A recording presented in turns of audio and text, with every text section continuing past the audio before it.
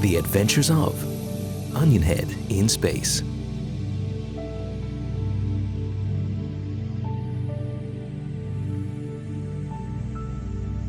Chapter 5, Friday, Venus.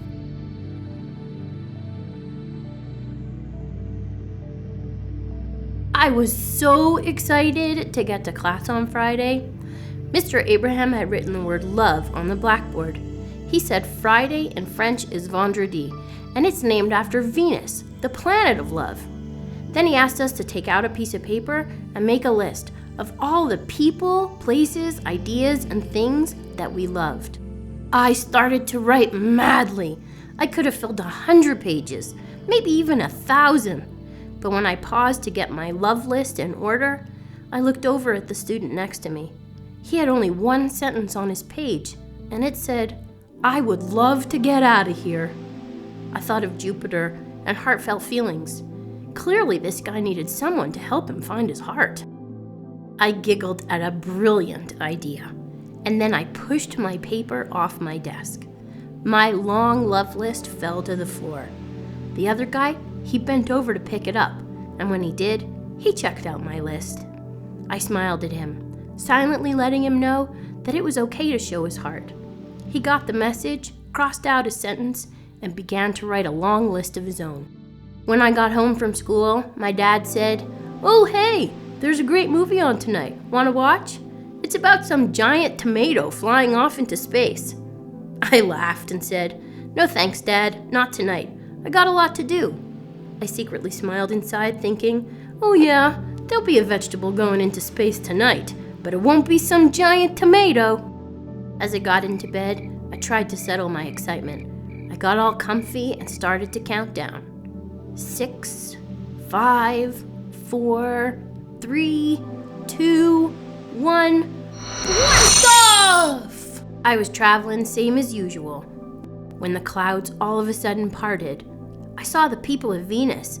They kind of looked like humans, but I squinted and I was shocked to see this huge difference. Half of their heart lived outside of their chest. They were beating and blinking, and most of them were all pink. When I landed, I realized I was at some kind of train station. All of a sudden, someone on the loudspeaker called out the next train. "The train to Roswell will be arriving on track 51. I repeat, track 51, train to Roswell." I thought, why not? And got on the train. I sat down next to some nice-looking Venusian. I tried to smile, but he was busy reading a book called The Architecture of Love. When the train started to pull out of the station, he finally looked at me. The half of his heart that I could see started to turn different shades of blue and purple. It didn't look so good. "Are you all right?" I asked. He answered, Well, no, I'm not. The fact that I can't see your heart, well, that's a little scary. Who are you? And why do you keep your heart hidden?" He went on to say that Venusians keep their hearts on the outside to stay honest and genuine. Wow, are we ever different? He introduced himself as Master Syrup, and I could see he was starting to relax, only because his heart went back to a nice calm shade of pink. He was about to get off the train and went to shake my hand to say goodbye. When he reached his hand out and our fingers clasped, he froze. He sat down immediately. Wow. I felt your heart, Onionhead. You are not who I thought you were. My friend, you may not wear yours on the outside, but you are most definitely all heart.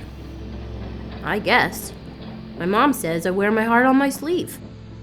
When the train stopped at Luxor, Master Syrup grabbed my hand and pulled me off the train. In just an instant, there was this blinding flash of light. "What are we doing?"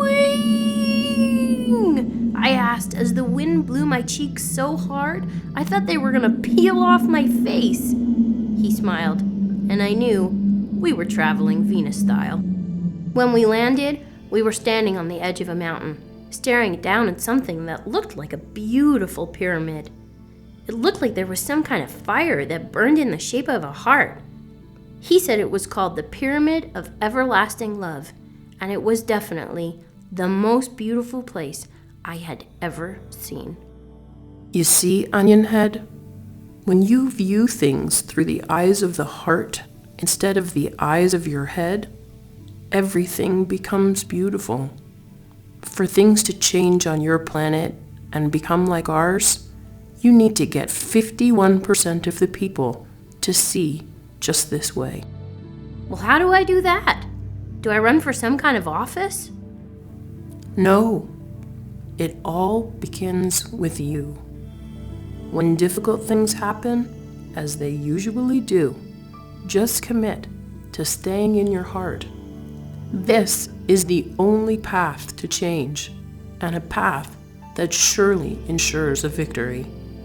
I was feeling like the whole world needed to feel the way I was feeling in that very moment.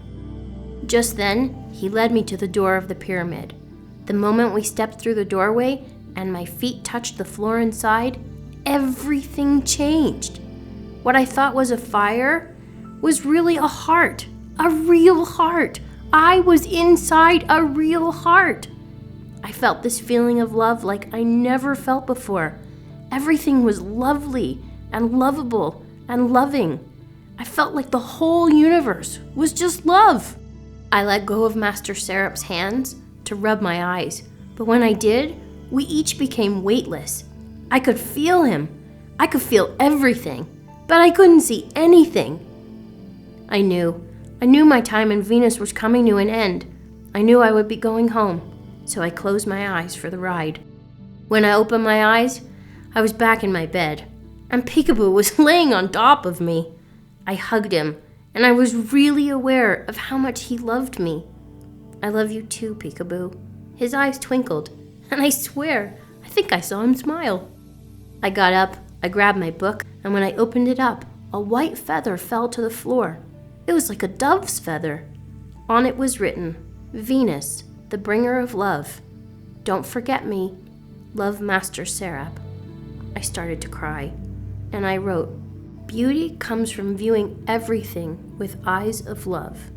We must see another's beauty not only with our eyes, we must feel it with our hearts. I will never again feel weird about being sensitive or about wearing my heart on my sleeve. Onionhead in Space. Dedicated to peace for our planet by empowering loving feelings.